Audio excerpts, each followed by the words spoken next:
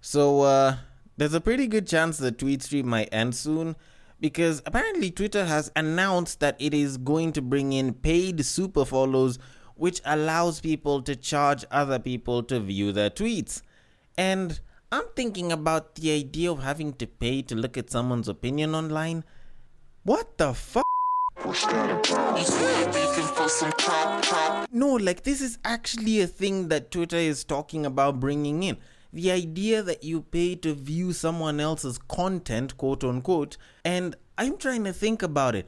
It's like paying to view somebody's diary, because that's kind of how Twitter is. It's like the diary that you're letting the entire world look at. Maybe there's a couple of videos that you would want to post up that are really interesting. So, unlike the whole close friends thing on IG, people would have to pay to have a look at it. But then again, if you're thinking about such a thing, then why not just go to OnlyFans where it is the home of such a thing? Why go on Twitter? Like, it doesn't make entire sense. And when you think about it, how many people are really, really ready to start paying to view somebody's opinions? Like, at what point when you were growing up did you feel like you would pay to read somebody's diary? Maybe one of those hoes back in high school, maybe. And if that's the case, then, maybe as a grown person, you'd probably want to read a prostitute's diary. But it's not like the opinions are gonna be that different from time to time. It's probably gonna be a fucking story. It's probably gonna be something interesting that happened. And it's not going to be on an everyday basis because, well, they just fuck. And you kind of think about it, this is probably one of the dumbest things that Twitter has ever thought up, because whatever it is that they're trying to do, I think you can get that and more on places like TikTok, OnlyFans, and OnlyFans just so happens to be the platform where such a thing is actually a thing. Even when you look at YouTube, they have that, but it's not a very common thing. Of course, there's YouTube Premium and shit, but you can obviously join the community and get exclusive access to videos and shit, which people obviously do with Patreon as well. And also, when you think about it, like when you just kind of sum it all together, opinions are free. And at no point will someone think, you know what? I'd like to pay to hear this person's opinion, unless you're talking about the media, which is like TV and radio and podcasts and YouTube and shit, of which there's ways in which people actually end up viewing such a thing because, there's more than just the opinion. There's the media behind it. There's probably the looks and shit. And I don't think Twitter has that. So honestly speaking, this is probably one of the dumbest things that I've seen on Twitter ever since Twitter was created. And trust me, I've seen some very dumb tweets on it, which I didn't have to pay for.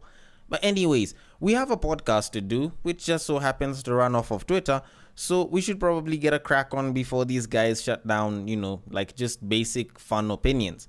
So, in typical fashion, welcome to Break Time on West Side, your number one breakdown podcast, coming to you from Nairobi, Kenya. The man on the mic is a man who does not see the need to pay for opinions. He is a man whose sickness for the thickness prevents him from skinny dipping. It is none other than your tall, dark, and mildly handsome man, Sir Denver B. The show is Tweetstreet, the show we take a deep dive into Twitter, pull up a couple of tweets, and break them down a little bit. Now, as usual, the drill is pretty simple, so if you don't know it, then you can just listen in, and if you know it, then you can repeat after me, because it's a very simple drill, and it goes like this. You see that tweet, you like that tweet, you want us to discuss that tweet, you send that tweet. You send it to the DMs of @BagakaTheD, which is my personal Twitter handle, and I will take it and I will attend to it from there. On Facebook and on Instagram, if it's one of those screen grabs that you found, if it's a screenshot from somewhere on Twitter and you feel I should probably discuss it, then the DMs to send it to is @BreakTime on Westside, and I will pick it up and I will handle it from there. Now, before I get into the tweets, I do want us to talk about contraception for a little bit. Now, of course, for those of y'all that have listened to me for quite a while, then once or twice I've mentioned the statement, safe sex is great sex, always use that latex. And I kind of have to stress this here because while I was on Twitter this week, I happened to stumble upon a very interesting chart that shows the child delivery costs in Kenya.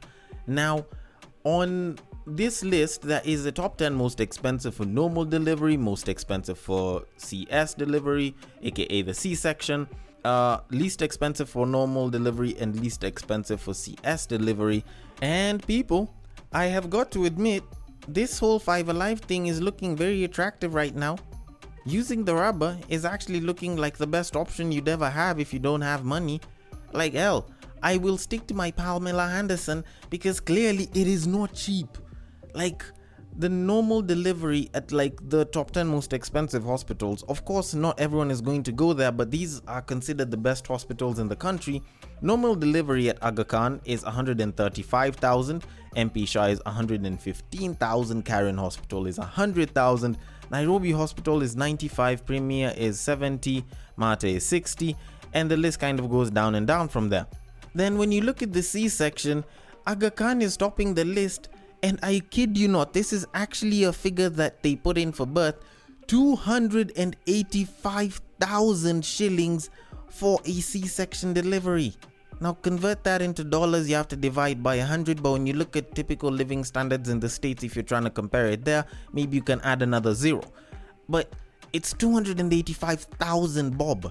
Then MP Shah comes in close second at 255, Nairobi Hospital at 210, Premier Hospital at 190, Karen at 180, Mata at 165, then the rest is 160, 155, 152 and 150.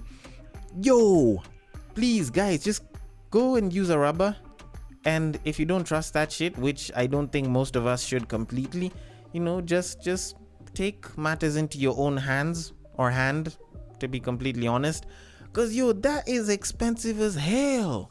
I didn't think the children were this expensive. Like, I thought the expenses came after the child was born, not as the child is being born. Like, honestly, if I was one of these people who had the babe who was like, oh, I'm gonna make sure I do a C-section, I don't want the pain of natural birth, blah blah blah, I'd probably just organize and not even take 285, probably even end up taking less, travel with my babe to like Tahiti on like the final month of her pregnancy. Then once her water breaks, I make sure I throw her into the water so that they can do that whole dolphin water birth thing, which is supposedly supposed to be painless, and then she can end up having a baby in the water for free. Because how the hell am I going to justify to myself that I spent all of that money for a kid that I didn't even want in the first place? Like, I ain't ready for that shit. You know what? I'm actually setting up my lotion budget and I'm gonna increase it now because these figures are staggering. Like, how much can you buy with 285,000? How much can you invest with it? You can do so much with that money. And people are busy trying to get kids here and just, not trying to take any proper contraceptions. Like, fellas, please. Pulling out is a must. Wearing rubber is a must. And if you don't trust either one of the two, then please, give yourself a hand. There's no shame in that because clearly, I'd rather go and have the shame than pay 285,000 just to get a baby delivered. Damn, I ain't ready for that shit. Anyways, I just figured I should give you that as a pretty good PSA before we get in because those figures are staggering. Anyways, we should get onto the tweets, but before we do that though, I know you're dying to continue the podcast you're currently listening to, but we have to interrupt your scheduled programming to bring you Sound Nation. Delve into music ranging from hip-hop to rumba, rock to bongo, and much more. We shall review new albums as well as fresh singles whilst paying homage to the sounds of the past. Find our episodes on Anchor, Apple Podcasts, Spotify, or any other podcast streaming platforms. So, on to the first tweet. Why do women complain when a father stays deadbeat, yet the first thing they do when they break is deny you access to your own child? Huh? Well, I'm gonna say this because somebody needs to say it. Fathers do not get enough appreciation on this planet. Like, I'm even gonna repeat it again and slightly rephrase it. Fathers deserve way more credit than they actually get from a lot of their kids. Because let's be completely honest, a lot of times when you listen to people talking about the people that they would love to show their most love to, they'll be talking about their mother.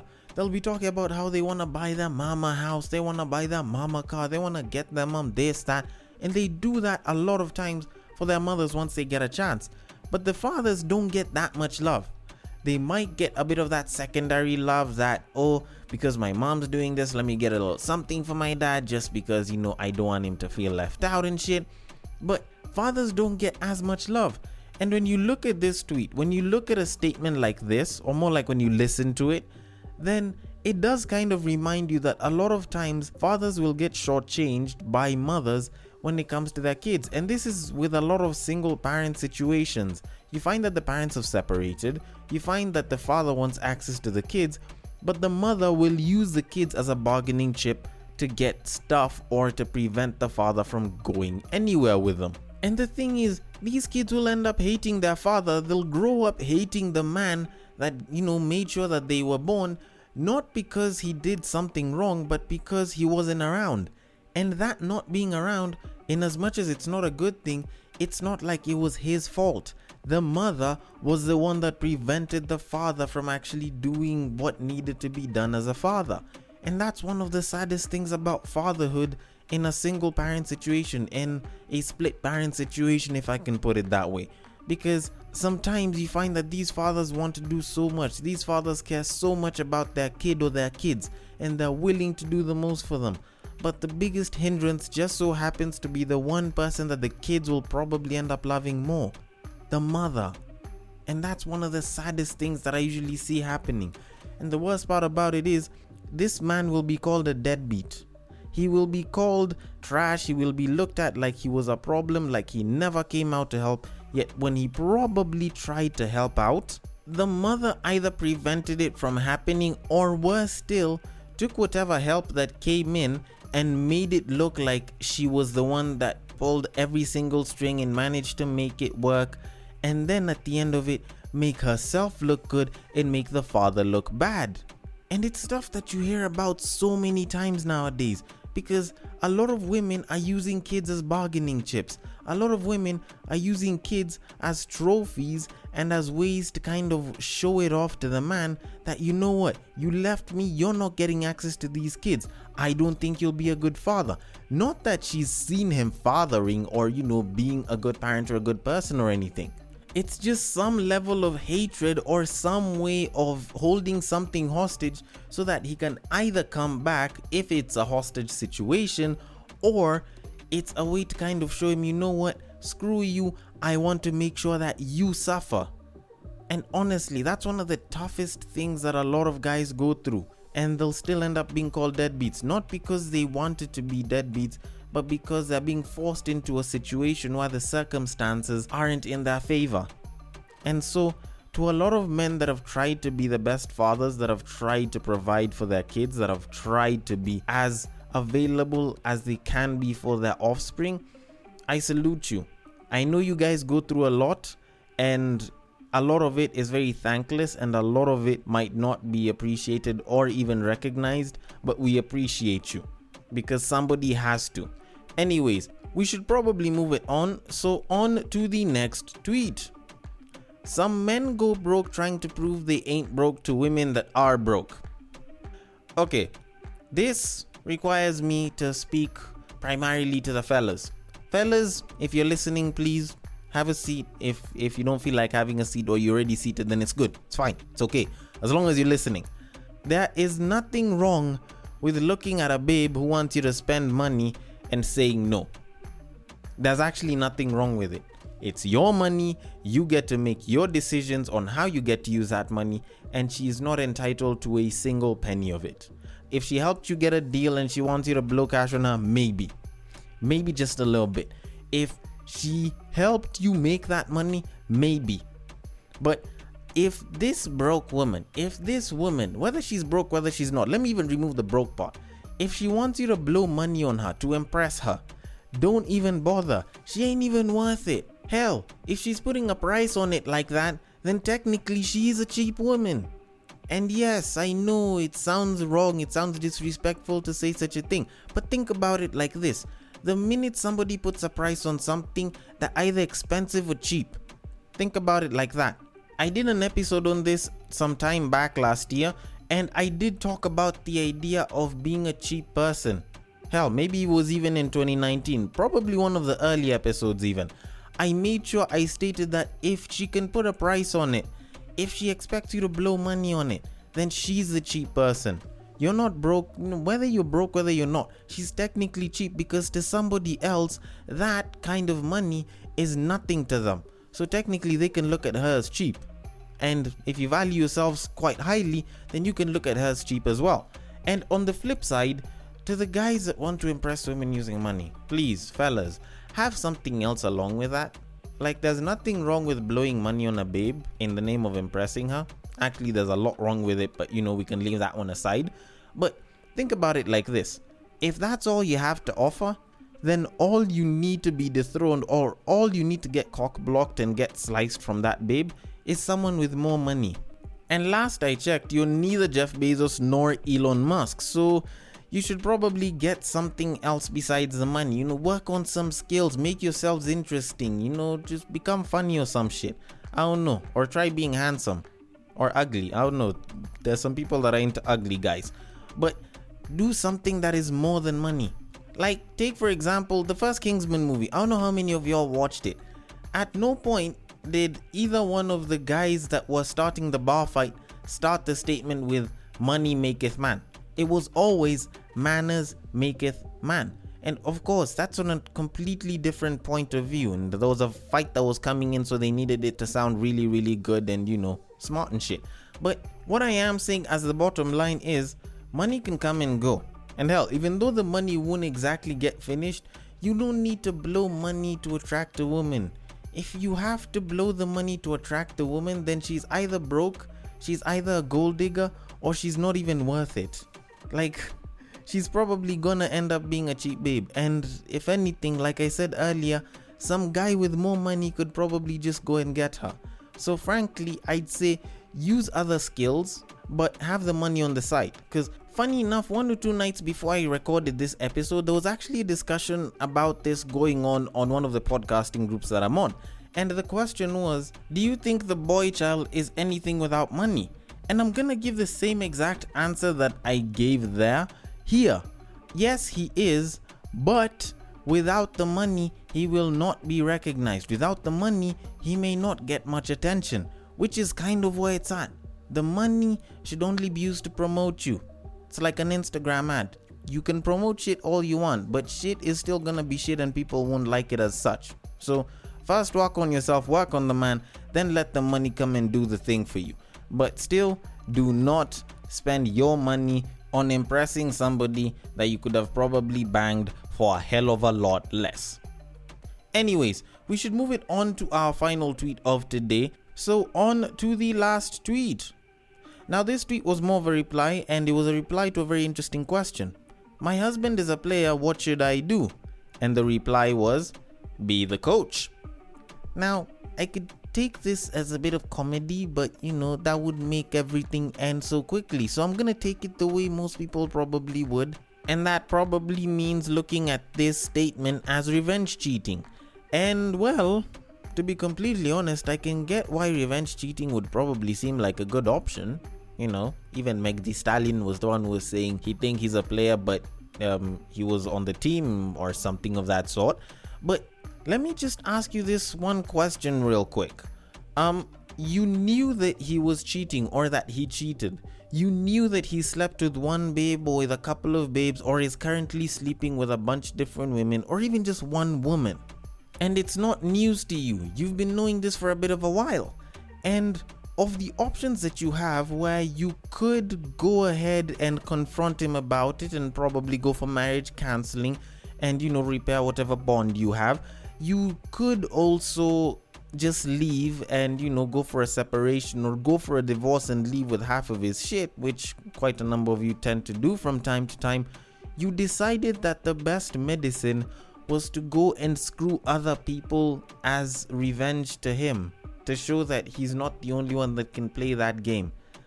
Please explain to me how exactly this is supposed to be beneficial, because I can get the good feeling in the short term, because obviously it's like you're rebelling, you're going and you're showing, what, he thinks he can screw more people, well, so can I can go and sleep with 3, 4, 5, 10 people. I can screw all of his homies.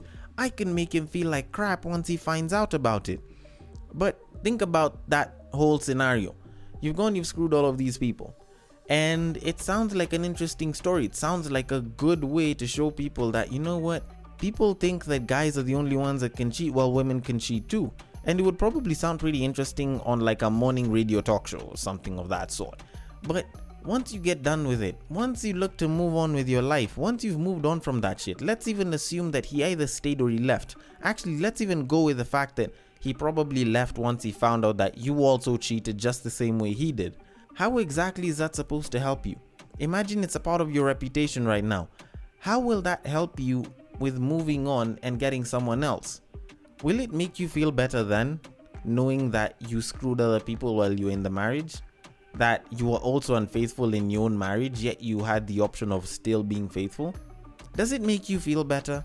Do you think that you'll probably be much better off once you've done such a thing? Think about it. Think about it for a little bit. And also, just think about all these people that you probably screwed. Whether you screwed one guy a bunch of times or a bunch of people one time or a bunch of people a bunch of times. I don't know. I don't care. Do you think that it was even worth it?